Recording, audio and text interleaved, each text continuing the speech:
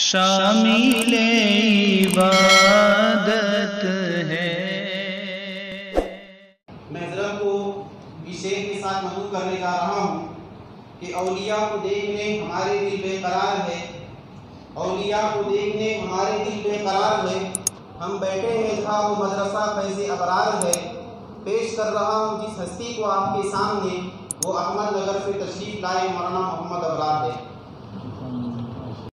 بسم اللہ الرحمن الرحیم۔ بیان کرنا مقصود نہیں ہے، ایک بات کی اصلاح پہ انہوں نے اعلان جو کیا کہ میں حضرت ہردوئی رحمۃ اللہ علیہ کا خلیفہ ہوں، میں خلیفہ نہیں ہوں، خادم ہوں، حضرت کی خدمت میں رہا ہوں۔ حضرت ہردوئی رحمۃ اللہ علیہ میرے شیخ بھی، میرے استاد بھی، میرے مربی بھی، انہی کے تربیت میں رہ کر اذان اور اقامت کی مشق کا کام ہم نے شروع کیا الحمدللہ پورے ملک میں۔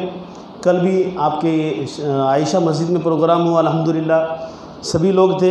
بات کرنا مقصود نہیں ہے، سب سے پہلی چیز ہم جس شخصیت کو سننے کے لیے بیتاب ہیں اسی شخصیت کا تعارف اور انہی کے تعلق سے میں کچھ باتیں جو میرے اللہ ذہن میں ڈال دے میں آپ حضرات کے گوش گزار کر دوں کہ نگاہ مرد مومن سے بدل جاتی ہے تقدیریں۔ سب سے بڑا مسئلہ یہی ہے، سب سے بڑا مسئلہ جو ہے نہ کتابوں سے نہ وعظوں سے نظر سے پیدا دین ہوتا ہے، بزرگوں کی نظر سے پیدا۔ ان اللہ والوں کی نگاہیں اگر ہم پر پڑ جائے تو سمجھ لو ہمارا بیڑا پار ہو گیا۔ دیکھیے شریعت جو ہے، شریعت مطہرہ بری نظر کو تسلیم کرتی ہے کہ نہیں؟ بری نظر لگ گئی، نگاہ بد لگ گئی، بچہ بیمار ہو گیا، کتنے واقعات ہوتے رہتے ہیں۔ میں کیا ہوں، نظر لگ گئی، کسی کی نظر لگ گئی، نظر لگ گئی، بچہ بیمار پڑ گیا، یہاں تک کہ اتنی نظر لگ جاتی ہے موت تک پہنچ جاتا ہے۔ نظر کے اندر اتنی تاثیر ہوتی ہے۔ نظر میں العین حق، النظر حق، حق ہے یہ، اللہ کے رسول نے فرمایا۔ حضرت تھانوی رحمۃ اللہ علیہ فرمایا کرتے تھے، ملفوظات میں لکھی ہے کہ جب بری نظر لگ سکتی ہے تو اچھی نظر کیوں نہیں لگے گی؟ جس نگاہ میں گندگی ہے، خرافات ہے، زنا ہے، چغل خوری ہے، حسد ہے، غیبت ہے، بد نگاہی ہے، ان نگاہوں کے اندر تاثیر ہے، وہ بچے کو بیمار کر دیتی، موت تک پہنچا دیتی ہے۔ تو جن نگاہوں میں تقویٰ ہے، طہارت ہے، نسبت ہے، قال اللہ و قال الرسول ہے، جن کے پاس نسبتیں ہیں اور بزرگوں کی سند ہیں، تو کیا ایسی نگاہیں نہیں لگے گی؟ بے شک لگے گی، حق ہے، برحق ہے۔ بلکہ مولا علی قاری رحمۃ اللہ علیہ نے العین حق کی شرح میں لکھا ہے فکیف نظر العارفین، فکیف نظر۔ ہم نے تو حضرت شاہ حکیم محمد اختر صاحب رحمۃ اللہ علیہ سے خود سنا ہے، خود ان کی مجلس میں بیٹھا ہوں، وہ میرے استاد بھی ہیں، چند اسباق میں نے ان سے پڑھے ہردوئی میں حضرت حکیم اختر صاحب رحمۃ اللہ علیہ سے، تو ان سے سنا ہے فکیف نظر العارفین، کہ جب بری نظر لگ سکتی ہے تو عارفین کی نظر کیوں نہیں لگے گی؟ وَيَجْعَلُ الْكَلْبَ إِنسَانًا وَيَجْعَلُ الْفَاسِقَ وَلِيًّا وَيَجْعَلُ الْجَاهِلَ عَالِمًا، کہ جب وہ نظر لگتی ہے کسی فاسق پر تو وہ ولی بن جاتا ہے، جب وہ نظر پڑتی ہے کسی عام آدمی پر وہ عالم بن جاتا ہے، جب کسی کتے پر انسان کی وہ نگاہ پڑ جاتی ہے۔ حضرت شاہ عبد القادر محدث دہلوی رحمۃ اللہ علیہ جو موضوع القرآن کے مصنف ہے، جنہوں نے ترجمہ کلام پاک لکھا ہے، دہلی کی فتح پوری مسجد میں ذکر کر کے جب باہر نکلے، اللہ اللہ کا ذکر کر کے جب مسجد سے باہر نکلے تو اتفاقاً ایک کتے پر نگاہ پڑ گئی۔ وہ جو ذکر کی نگاہیں تھی، یہ ان میں ایک نشہ ہوتا ہے۔ حضرت جلال الدین رومی رحمۃ اللہ علیہ فرماتے ہیں بوئے میرا گر کسے مکنو کند، بوئے میرا گر کسے مکنو کند، چشم مست خویشتن رچے کند۔ ارے تم اپنی آنکھوں سے تم بتلا نہیں رہے ہو، تمہیں تعارف کی ضرورت نہیں ہے، ہمیں تو کسی اللہ والے کی تعارف کی ضرورت نہیں ہے کہ ہم ان کا تعارف کرائیں۔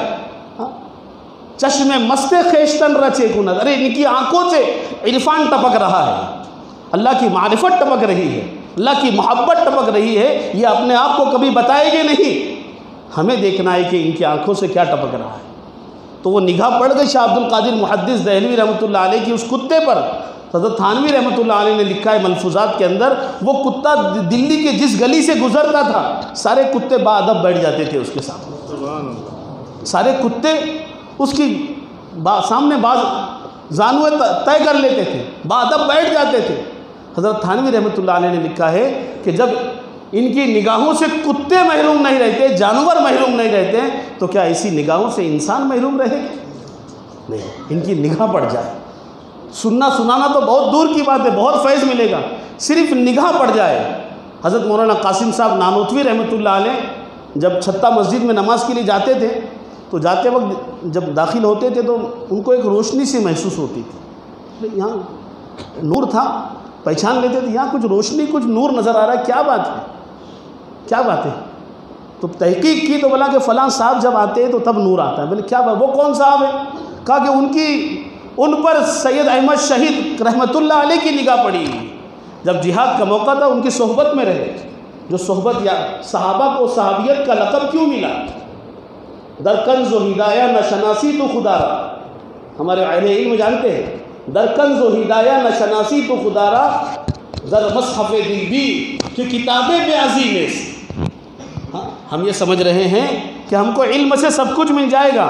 علم کی حقیقت اللہ کی محبت ہے، علم کی حقیقت اللہ کی محبت ہے، اور اللہ کی محبت انہی کو حاصل ہوتی ہے جنہوں نے کسی اہل اللہ کی خدمت میں رہ کر ان کی جوتیاں سیدھی کی۔ شیخ عبد القادر جیلانی رحمۃ اللہ علیہ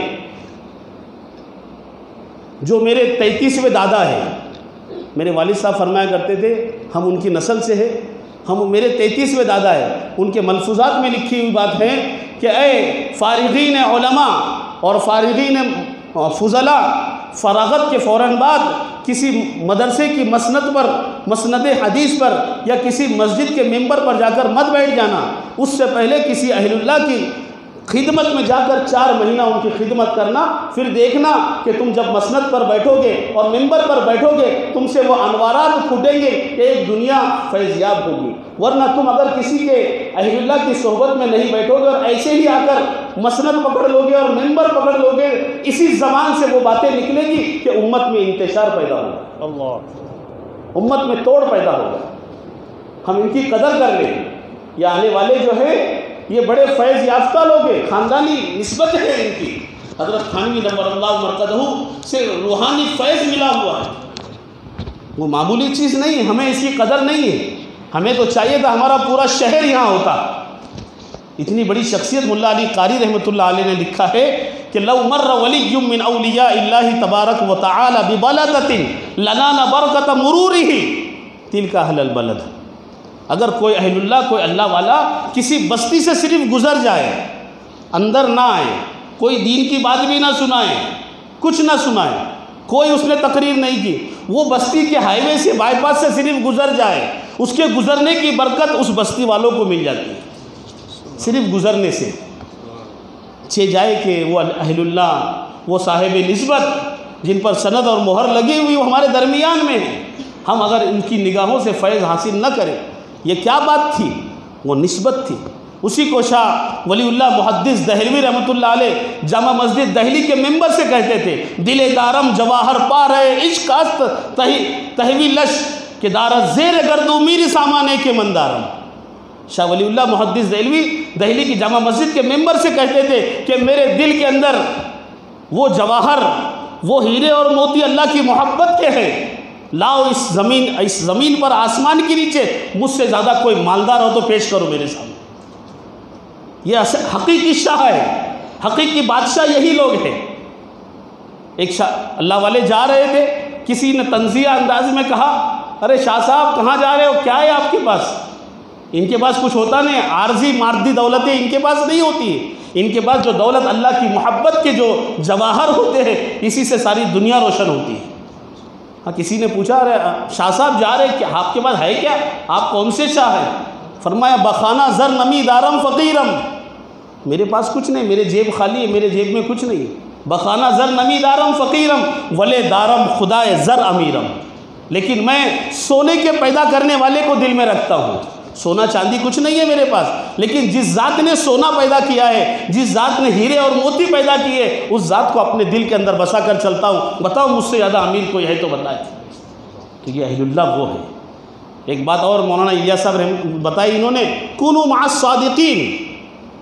حضرت شاہ حکیم اختر صاحب رحمۃ اللہ علیہ فرمایا کرتے تھے کہ بھئی ان کی صحبت میں رہنے کا حکم دیا تو کیا ہم چند منٹ کی صحبت سے کافی ہو جائے گی ہمارے؟ نہیں، ای خالطہم لتکون مثلہم، ارے ان کی صحبت میں کتنا رہے ہم، کہا کہ اتنا رہو کہ ان جیسے بن جاؤ۔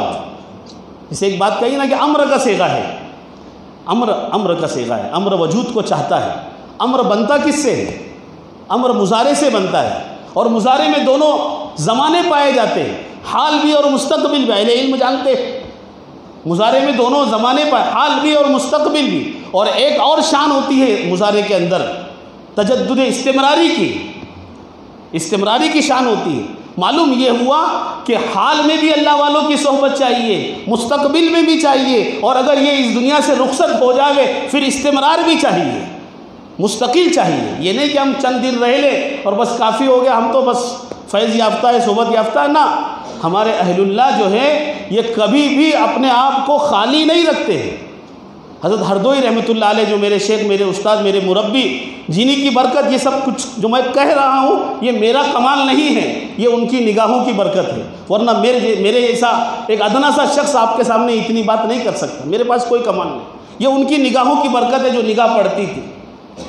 حضرت تھانوی رحمۃ اللہ علیہ کے وصال کے بعد حضرت ہردوئی رحمۃ اللہ علیہ نے خود حضرت تھانوی کی حیات میں پوچھا تھا، حضرت میں آپ کے بعد کس سے تعلق قائم کروں؟ آپ اس دنیا سے اگر رخصت ہو جائے تو پھر میں کیوں؟ کہا خواجہ صاحب سے کرنا، خواجہ عزیز الحسن مجذوب رحمۃ اللہ علیہ۔ ایک بات اور ذہن میں آ گئی، شاہ محمد احمد صاحب پرتاپ گڑھی رحمۃ اللہ علیہ، جن کو آپ لوگ بھی جانتے ہیں، بڑے اللہ والے ہیں، بہت، میں نے ان کی بھی خدمت کی الحمدللہ، پرتاپ گڑھ، پھول پور اور ہردوئی بھی آتے تھے، الہ آباد میں بھی ڈاکٹر ابرار صاحب کے مکان پر میں وہاں بھی جاتا تھا۔ جب ندوہ آئے تھے وہ پہلی مرتبہ، جب ان کا ندوے کی مسجد میں بیان ہوا تو اس وقت ایک شعر کہا انہوں نے، تنہا نہ چل سکو گے محبت کی راہ میں، تنہا نہ چل سکو گے محبت کی راہ میں چل رہا ہوں، آپ میرے ساتھ آئیے۔ یہ راستہ پار کرنا ہے تو کسی رہبر کی ضرورت پڑے گی، بغیر رہبری کے راستہ پار نہیں ہوتا ہے۔ حضرت حکیم اختر صاحب رحمۃ اللہ علیہ اکثر مذاقاً ہم لوگ سے کہتے تھے، طالب علم کے زمانے میں مزاحیہ کہتے تھے، لا تاخذوا بابا من لا بابا لہ، ارے کسی ایسے کو شیخ مت بنانا جس کا کوئی شیخ نہ ہو۔ ایسے بہت شیخ گھومتے رہتے ہیں کہ کسی کو بنا، ایک جملہ انہوں نے اپنا مصنوعی، لا تاخذوا بابا من لا بابا لہ، ایسے کسی کو پیر مت بنانا جس کا کوئی اوپر، جس کی گردن پر کوئی سوار نہ ہو۔ تو ہمارے حضرت ہردوئی رحمۃ اللہ علیہ جب حضرت تھانوی کا وصال ہو گیا، حضرت خواجہ عزیز الحسن مجذوب رحمۃ اللہ علیہ کو اپنا شیخ بنایا، مربی بنایا، اپنا مشیر بنایا، ان سے اپنے اصلاح کروائی، جبکہ وہ کون تھے؟ غیر عالم، ڈیپوٹی کلیکٹر تھے، وہ کوئی عالم نہیں تھے باقاعدہ، لیکن حضرت تھانوی رحمۃ اللہ علیہ کے خلفاء میں سے تھے اور بڑے اچھے شاعر تھے، ان سے اپنی اصلاح۔ ان کے انتقال کے بعد پھر مولانا عبدالرحمن کیمل پوری، جس کو حضرت تھانوی رحمۃ اللہ علیہ پورا فرمایا کرتے تھے، یہ تو کامل اور پورے ہیں، وہ تھے کیمل پوری لیکن حضرت تھانوی یہ کامل اور پورے۔ ان کے وصال کے بعد حضرت شاہ عبد الغنی صاحب پھول پوری رحمۃ اللہ علیہ، جن کے پڑ پوتے ہمارے درمیان موجود ہیں، جن کی مناسبت سے ہم لوگ سب جڑے ہیں یہاں پر، حضرت ہردوئی رحمۃ اللہ علیہ نے مولانا عبدالرحمن کیمل پوری کے وصال کے بعد حضرت شاہ عبد الغنی پھول پوری صاحب رحمۃ اللہ علیہ کو اپنا شیخ بنایا، اپنا مربی بنایا، ان سے اپنی اصلاح کروائی، اور ہمیشہ آنا جانا پھول پور رکھتے تھے شیخ کی خدمت میں، اور جب چلے گئے پڑوس پھر وہاں بھی ان کی خدمت میں پہنچے، ان سے بغرض استفادہ کبھی اپنے آپ کو خالی نہیں رکھا۔ پھر ان کے وصال کے بعد پھر بھی خالی نہیں رہے، یہ اللہ والے جو ہوتے کبھی خالی نہیں رہتے، اپنی گردن کسی نہ کسی کے ہاتھ میں دیتے ہیں، شیطان کب کسی کو ٹانگ مار دے اور بہکا دے اور کہاں لے کر جائے پتہ نہیں چلے گا۔ آپ نے دیکھا نہیں، فضائل میں حضرت شیخ نے لکھا ہے عبداللہ اندلوسی رحمۃ اللہ علیہ کا واقعہ، اس سے تو ہمیں بڑا ڈرنا چاہیے۔ ہاں، تو یہ ان کے انتقال کے بعد حضرت ہردوئی رحمۃ اللہ علیہ نے شاہ محمد احمد صاحب پرتاپ گڑھی رحمۃ اللہ علیہ کو اپنا بڑا بنایا، اپنا شیخ، حالانکہ وہ الگ سلسلے نقش بندیہ کے تھے، یہ چشتیت ہے، وہ نقش بندیت ہے، دونوں کے مزاج میں بڑا فرق ہے، لیکن اپنی اسلام ان سے اپنا بڑا بنایا۔ ان کے وصال کے بعد پھر دیکھا کوئی اپنے خود داماد حضرت شاہ حکیم محمد کلیم اللہ صاحب دامت برکاتہم، جو اس وقت دعوت الحق کے ناظم اعلیٰ ہیں، حضرت کے جانشین ہیں، ہم سب کے شیخ اور مربی اور بڑے ہیں، اب ان کو حالانکہ داماد ہیں، ان کو اپنا بڑا بنایا، ان کو مشیر بنایا، ان سے رائے مشورے سے کام کر، کبھی خالی نہیں رہتے تھے۔ میں نے حضرت قاضی صدیق صاحب باندھوی رحمۃ اللہ علیہ کو اپنے ہردوئی میں دیکھا کہ وہ بھی ہردوئی آتے تھے، کوئی بھی بڑا مسئلہ ہوتا تھا قاضی صدیق صاحب باندھوی رحمۃ اللہ علیہ نے اپنا مشیر حضرت ہردوئی کو بنایا تھا، ان سے مشورے کرتے تھے۔ تو یہ حضرات کبھی خالی نہیں رہتے، اس لیے ہمیں بھی شیطان کو امیر، جس کا کوئی امیر نہیں ہوتا اس کا امیر شیطان بن جائے۔ میں جماعت میں نکال کے سکھاتے ہیں نا ہم لوگ کو، امیر بناؤ، امیر نہیں بناؤ شیطان امیر بن جائے گا۔ تو اپنے آپ کو، یہ نفس ایسا ہے، بھروسہ کچھ نہیں اس نفس امارہ کا ہے زائد، فرشتہ بھی یہ ہو جائے تو اس سے بدگما رہنا۔ بس اتنی سی باتیں میں کہہ کر اپنی بات ختم کر رہا ہوں۔ کیوں کہ بھئی یہ اہل اللہ ہے، ان کی نگاہ ہم پر پڑ جائے۔ مسافہ وغیرہ تو دیکھو اگر بشاشت ہو طبیعت میں تو کیجئے، ورنہ کسی اللہ والے کو تکلیف پہنچانا یہ بڑا گناہ ہے۔ ان کی بشاشت ہو، آپ حضرات کی بشاشت ہو تو مسافے کے لیے آپ لائن لگائیے، بالکل لائن لگا کر، اگر اجازت ملے تو نہ ملے تو یہ خوشی سے قبول کر لے، چلو بشاشت۔ حضرت ہردوئی رحمۃ اللہ علیہ فرمایا کرتے تھے مسافے کے لیے بڑی لائن لگتی تھی، ہم لوگ کو کہا کرتے تھے علماء ایک جگہ اور غیر علماء ایک جگہ، پھر اس کے بعد حفاظ، پھر سفید ریش والوں کو پہلے کالے، وہ الگ لائن میں۔ حضرت کا تو نظام اور نصاب بھی الگ ہوتا تھا، لیکن حضرت فرمایا کرتے دین کی باتیں سننا چاہتے ہو یا مسافہ چاہتے ہو، دونوں میں سے کسی ایک کو پسند کر لو، لیکن دین کی باتیں کھٹی، چل چھٹی ہو۔ تو ابھی ان کا طبیعت پہ شاک ہوتا ہے، کسی کی کوئی مزاج ہوتا ہے۔ ہم اپنے علاقے کے لوگوں سے میں گزارش کرتا ہوں ہم حضرت کی قدردانی کریں اور اپنے آپ کو جوڑے۔ صرف سن کر مسئلہ حل نہیں ہوگا، بلکہ فکر کریں کہ ہم ان سے نسبت جوڑیں، ان سے اصلاحی تعلق قائم کریں، ان کو اپنا مشیر اور بڑا بنائیں۔ لوگ بیعت سے ڈرتے، بیعت ہو جائیں گے تو پھر اپنا یہ حضرت فرمایا کہ چلو بیعت مت کرو، چلو بیعت تو ایک بہانہ ہوتا ہے ضروری، بیعت میں کم سے کم بڑا بنا لو، اپنا مشیر بنا لو۔ ہم رائے مشورہ کرتے ہیں، کوئی مسائل آئے مسائل پوچھے، یہ نسبت بھی بہت بڑی ہے۔ اللہ رب العزت مجھے بھی کہنے سننے سے زیادہ عمل کرنے کی توفیق عطا فرمائے۔ میں زیادہ دیر حائل نہیں ہوں، حضرت کو